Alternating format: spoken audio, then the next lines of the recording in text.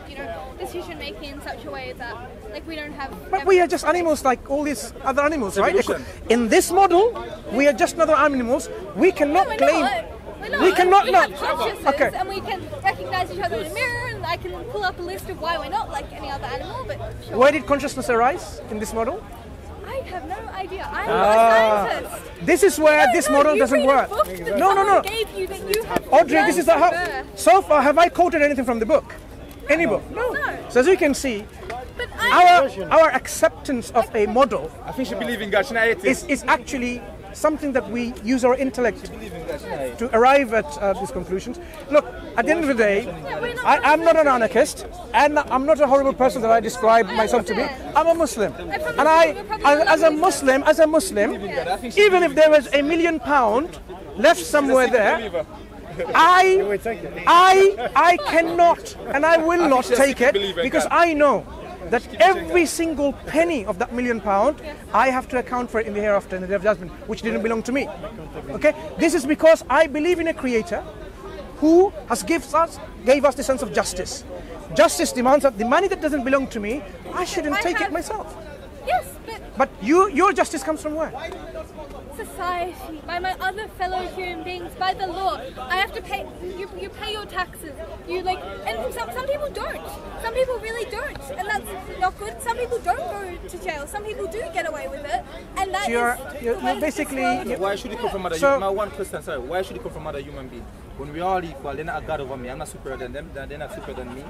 Why should my justice, my way of living, should come from another human being? Why? It's a big why. It's not a single human being. It's collective groups of. It doesn't matter. We're all equal.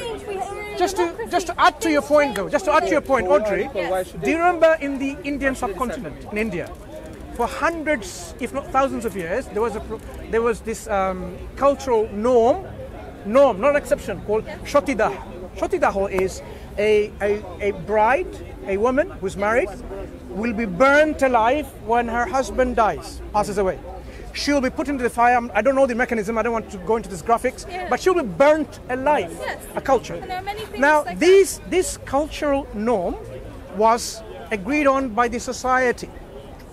Now, I'm sure you agree with that, right? Because it's a society that agrees. I did not say societies were always right. So basically now, what we are now coming up with, so what we are now coming up with, societal laws and regulation, as the brother is saying, is something that is going to constantly change due to our whims and desires and our ideas and so on. Yes, because as we have seen, society constantly changes and flows and goes back and forth. That means there's no right and wrong. It means it changes. But it means no, changes means there cannot be any right and wrong. Shotidaho, wife burning alive, was a right thing to do. If you were not doing that yourself or your family, you'd be committing something called societal wrong. Was wrong to do. Yeah, societal wrong. So if you were there back then, before it's now outlawed and totally removed from our culture, if back then, if you didn't burn yourself willingly, for example, when there, you'll be considered to be committing a wrong, societal wrong. So as you're now defining, the rights and wrongs seems to be defined by the society, which can change. But the system that we are introducing to you, as you realize, is an introduction to our system of Islam. Society doesn't make things right and wrong. There is an absolute standard which we can use, from which we will say this is right, this is wrong. Because that only then we can say something is right, something is wrong. Otherwise, you cannot come along and say this is right, this is wrong. So the system that Islam provides, which I would like you to look into, Someone has already given me multiple. Sure, to look into, you will see that this goes on these standards where the Creator exists. There's another one. Yep, the Creator exists, and the Creator has created us for a purpose. He didn't just create us all mere play and jest. Created for a reason. This universe will one day come to an end, like our lives will come to an end, but that will not be the end of it. There will be judgment and accountability based on our belief and deeds, and then there will be another life, which is life either in a good place of tranquility, happiness, joy and bliss, or another place where there is misery, suffering, torture and pain. We would like you to consider, where would you like to go? Sister, you see what happened a while ago when you go back to a Creator, then you bring back the conversation to where we was from before. Well, because talking about the creation, the beginning of creation of the universe, the Big Bang, and that implies that we're talking about a creator. When we talk about the three options and we turn on two of them because it didn't make no sense logically. Yes, but logically, I was just taking a logical journey with you because you're a logical lady. That it didn't make no sense logically and you was agreeing that yes, that doesn't make no sense, turn it down. So the only one that left standing that makes sense is that there gotta be something, somewhat, you can call it for the moment because it's anonymous, you don't know what. Something, somewhat, an external entity that caused the Big Bang and give existence to the universe. Okay, so let's entertain this hypothetical. You did your hypothetical of you're a corrupt human in a world with no God. Okay, there is a God. How do you know your story is correct? How do you know your book is the right one? We can actually explore the idea of this possibility, just like we explored. Right. So if there was a God, what do we expect the nature or the attributes of this God to be? Because how do we say this God exists in the first place? This God has to be in existence eternity, with no beginning, first of all. Because if something exists now, there has to be something always. Yeah. So that creator, if we now exist, there's a creator. I don't know that, but sure. No. In this model, now there's a creator. Cool. It is now rationally conclusible, or what's the word do you say? Conclusive. No, something that you can conclude. Rationally we can conclude. You can see how my English is. Sometimes I'm stuck. We can only rationally conclude that being, God, has to be eternal. Yes. It cannot be a being that is began to exist at one point. Yeah. Yes. Yeah. It's So an eternal here, being. Okay. Now, if a being exists eternally, yes, that being has to exist with maximal perfection. Would not be limited by any imperfection. Give an example to illustrate. If that being has created this universe, demonstrating this power and energy involved, that being will be all powerful, not be limited, like I'm a limited power, I can only do certain things. No, because if a being didn't exist, there is nothing that restricts eternally that power that being, the creator has. So the power that being will have will be unlimited, absolute power. Likewise, if that being has knowledge, will not be limited, not be bound, will be unlimited, all knowledgeable. yes. So if you now use this example about the will be the will which will be absolute as well. Will of an Almighty, which means if that being wills something be, and it will happen. Yes. There will be nothing restricting this feature. My question is more, how do you know in your faith why is yours the right one? Why is that's precisely the process that we are coming to use. So now we realize if a being exists, that being must possess certain characteristics. Being the originator while not being originated. Has to be one. You cannot have more than one absolute. Why not? Okay, let me give you an example again. If we envisage somehow there could be two absolutes of nature, what's going to happen to our universe? Is this something that we can even think about? Suppose now there are two such gods. Two such gods. For the sake of argument, we can say 5, but let's start with 2. And God number 1 and 2, to make it simple. God wants, number 1 wants me to disappear from existence right now. All-powerful God, I should be able to annihilate from existence. No. This is what God number 1 is capable of, by definition, by conclusion.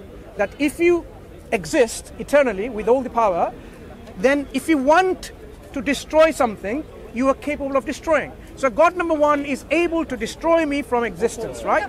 Now, if you have another God, who says, no, I want this horrible person to live another 50 years or so. Okay, but there are other religions who have the exact same. No, let's understand. We are now trying to understand why there can only be one of such a being. If there were two beings, so God number 2 says, no, I want Mansur to be alive and well for another 100 years.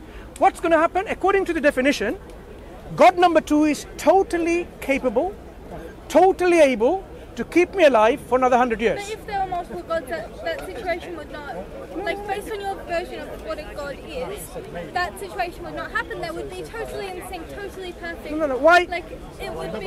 But the possibility could occur, even if it didn't happen. Even if they agreed that they would never disagree, the logical possibility will still be there that they could disagree, which is a problem. And can I just add one point? If there's multiple gods, if there's multiple gods, which is eternal and all powerful, and this is inevitable that day. Remember when we say the creator, then deductive thinking tells you that when you create something, you own it. You have ownership, right? So now we see the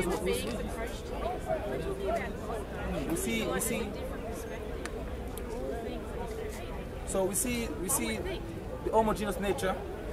We see the homogeneous nature of the universe, the solar system, and how things moving, the order moving. Yeah.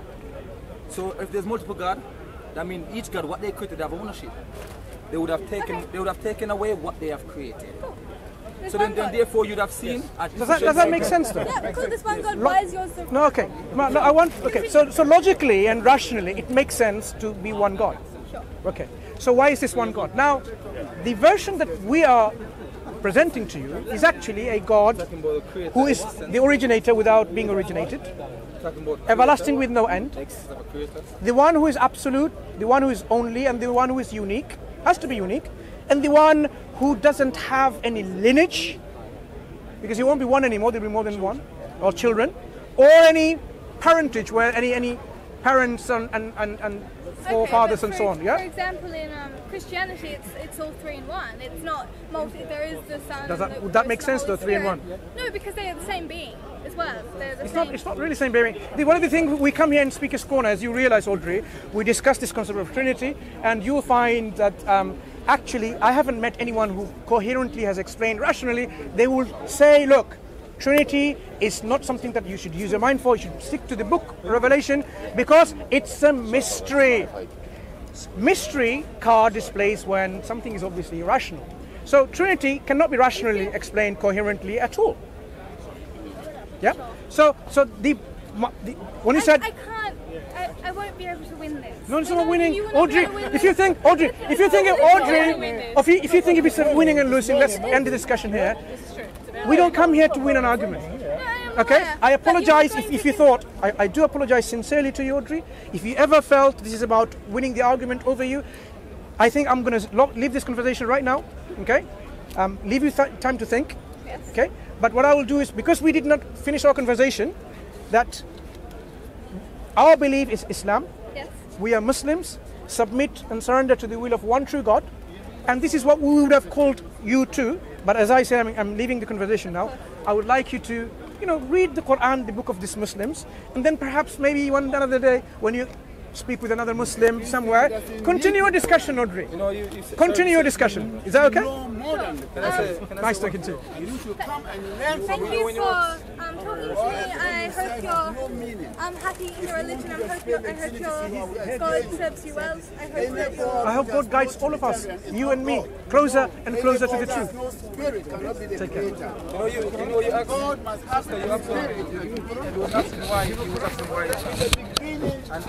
when you ask, you say, you give the example, say, well, okay, there's a No.